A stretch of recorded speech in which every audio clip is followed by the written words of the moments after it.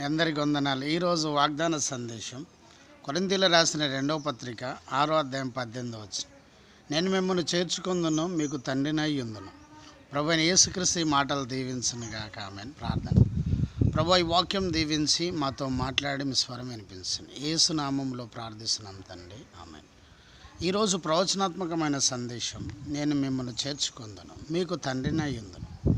విశ్వాసులు అవిశ్వాసులతో జోడుగా ఉండకుండా తమ ప్రత్యేకతను కాపాడుకోనవలెనని పౌలు సూచించుచు ఈ మాట సెలవిచ్చింది. దేవుడు మనకు తండ్రిగా ఉంటే మరి జరిగే కార్యాలేమిటి? మొదటిగా అవసరతలు తీరును, అపరాధములు క్షమించబడును. మత్తయి సువార్త 6వ అధ్యాయం 25-34 వచనాలు, 6వ అధ్యాయం 14 వచనం. రెండోది ఆదరణ, ఆశీర్వాదం కలుగును. 2 కొరింథీ 1:3, మత్తయి 25వ అధ్యాయం 34 వచనం. మూడోదిగా అనంతము రాజ్యము పొందుకొందేమో, అందరము అనంత రాజ్యము, శాశ్వత రాజ్యము పొందుకొందేమో. యోహాను సువార్త 16:32, లూకా 12:32.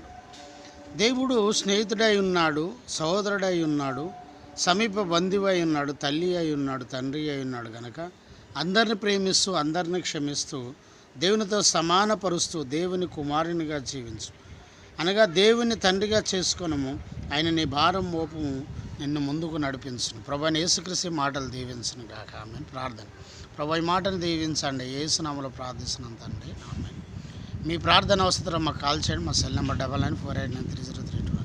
దయచేసి మా యూట్యూబ్ ఛానల్ సబ్స్క్రైబ్ చేయండి. ప్రభు మిమ్మల్ని దీవించను గాక. Praise the Lord. God bless you.